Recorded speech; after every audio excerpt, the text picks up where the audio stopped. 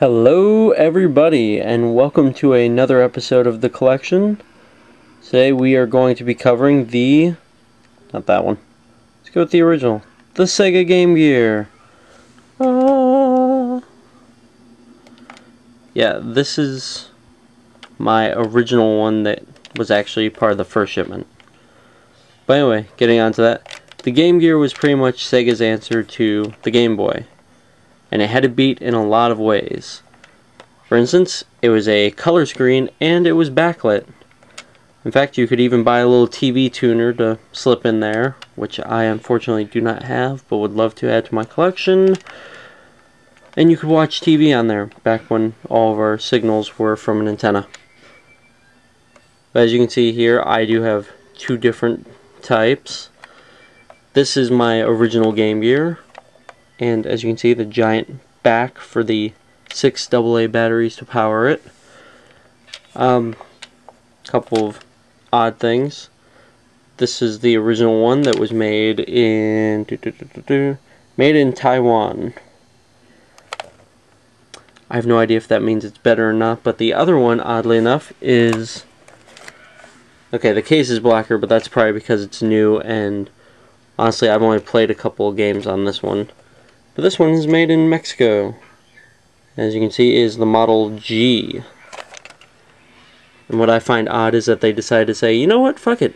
Go ahead and produce it, don't bother putting any color on it or anything. Let's make it just look completely off for some reason. But this is back when the Game Gears were going out, and I decided to pick up an extra one at Toys R Us simply because they were marked down to $15. For an entire system with the game and everything, so I thought that was pretty cool. So as you can see here, here's all the games and the books. And one thing that I really liked was they were really trying to compete with Nintendo because they marked their cases as obviously Game Gear for the games, but this came with every single game. Whereas now, a lot of games don't come with a cover at all. Something interesting I thought I would point out. There's really not much to say about a collection that's this small, but as you can see, I've got my original instruction manual. The funny thing is, this is my actual original one. I don't think that the newer one that I picked up even had a manual for it. NBA Jam, Sonic, Aladdin, Caesar's Palace, Formula 1, Jurassic Park, Super Columns, Power Rangers, and of course, I was a kid when I had this, so I decided that I would go ahead and color them in. Thankfully, these are the only two that I destroyed, but I still feel like an idiot looking at them. But hey, at least I didn't make the characters weird fucking colors that they shouldn't be, so I had some sense of color as a kid at least. And not really any accessories here. I have the plugs for the system somewhere. I don't know, they're just standard AC adapter plugs. Nothing special there, you can still go out and buy those. And I don't have a link cable for them. Kind of odd that I never got that. But yeah, somehow I made it through this whole time and had a couple friends that had them, and I never got a link cable myself. But going through the games. First up, Aladdin. I don't know why I'm still flipping it around like I'm gonna see something new. But this is a moving game that didn't suck. Following the trend here, all the top rows gotta be movie games. Mighty Morphin Power Rangers the movie, which, once again, flipping it, has nothing to do with the movie at all, it's just a fighting game. If you think about it, it's kind of like the I'm just gonna say it, the Street Fighter the movie game that they put out on, God, I can't even remember what it was on since I didn't have it. It was at a friend's house.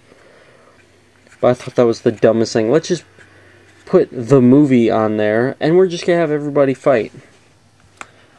At least this one had a reason. There was no fighting game for Power Rangers before this that I can recall.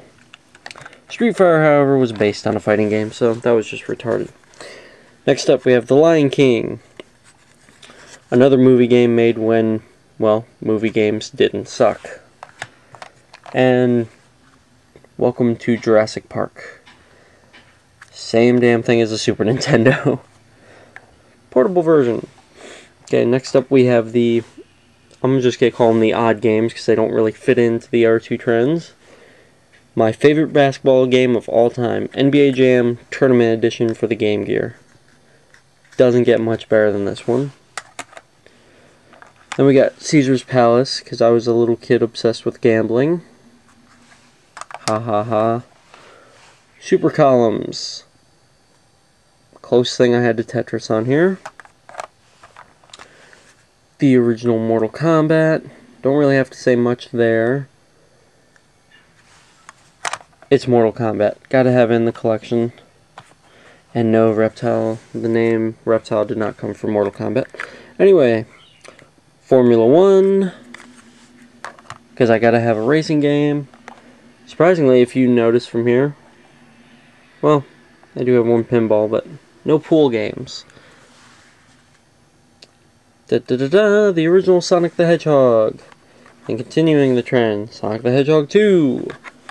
And again, continuing the trend, Sonic the Hedgehog Triple Trouble.